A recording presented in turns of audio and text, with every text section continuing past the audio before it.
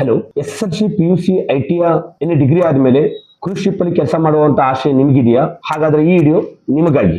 ನನ್ನ ಅನಿಸಿಕೆ ಪ್ರಕಾರ ಹೋಟೆಲ್ ಮ್ಯಾನೇಜ್ಮೆಂಟ್ ವಿದ್ಯಾರ್ಥಿಗಳು ಮದುವೆಗಿಂತ ಮುಂಚಿತವಾಗಿ 2-3 ವರ್ಷ ಹೋಟೆಲ್ ಇಂಡಸ್ಟ್ರಿಗಳಲ್ಲಿ ಮತ್ತೆ ಕ್ರೂಸ್ ಶಿಪ್ಗಳಲ್ಲಿ ಉದ್ಯೋಗ ಮಾಡಬೇಕು. ಕ್ರೂಸ್ ಶಿಪ್ ಅಲ್ಲಿ ಕೆಲಸ ಮಾಡೋದ್ರಿಂದ ಮೊದಲನೇ ಬೆನಿಫಿಟ್ ಏನು ಅಂತ ಹೇಳಿದ್ರೆ ಜಗತ್ತನ್ನ ಫ್ರೀಯಾಗಿ ನೋಡಬಹುದು ಮತ್ತೆ ಸುತ್ತಾಡಬಹುದು. ಅದರೊಂದಿಗೆ ನಿಮ್ಗೆ ಬೆನಿಫಿಟ್ ಏನು ಅಂತ ಹೇಳಿದ್ರೆ ಅದರ ಜೊತೆಗೆ ನಿಮಗೆ ಟ್ಯಾಕ್ಸ್ ಫ್ರೀ ಸ್ಯಾಲರಿ ಸಿಗುತ್ತೆ, ಫುಡ್ ಅಂಡ್ ಅಕೊಮಡೇಷನ್ ಸಿಗುತ್ತೆ, ಮೆಡಿಕಲ್ ಫೆಸಿಲಿಟಿ ಸಿಗುತ್ತೆ. ಮೋಸ್ಟ್ ಇಂಪಾರ್ಟೆಂಟ್ ಏನು ಅಂತ ಹೇಳಿದ್ರೆ ಇಂಟರ್ನ್ಯಾಷನಲ್ ಕಾಂಟ್ಯಾಕ್ಟ್ ಕೂಡ ನಿಮಗೆ ಸಿಗುತ್ತೆ. ಈಗ ನೀವು ಕೇಳ್ತೀರಾ ಕ್ರೂಸ್ ಶಿಪ್ ಅಲ್ಲಿ ಸೇರೋದು ಹೇಗೆ ಮತ್ತು ಯಾವ ಕೋರ್ಸ್ ಮಾಡಬೇಕು ಅಂತ ಹೇಳಿ. ಕ್ರೂಸ್ ಶಿಪ್ ಅಲ್ಲಿ ಕೆಲಸ ಮಾಡ್ಬೇಕು ಅಂತ ಹೇಳಿದ್ರೆ ಅದಕ್ಕೆ ಅಂತಾನೆ ಸ್ಪೆಸಿಫಿಕ್ ಕೋರ್ಸ್ ಇಲ್ಲ. Diploma in hotel management course ನ ಮಾಡಿ 5 ಸ್ಟಾರ್ ಹೋಟೆಲ್ಗಳಲ್ಲಿ 2 ವರ್ಷ ಕೆಲಸ ಮಾಡಿ ತದನಂತರ ನೀವು ಕ್ರೂಸ್ ಶಿಪ್ ಅಲ್ಲಿ ಸೇರ್ಕೋಬಹುದು.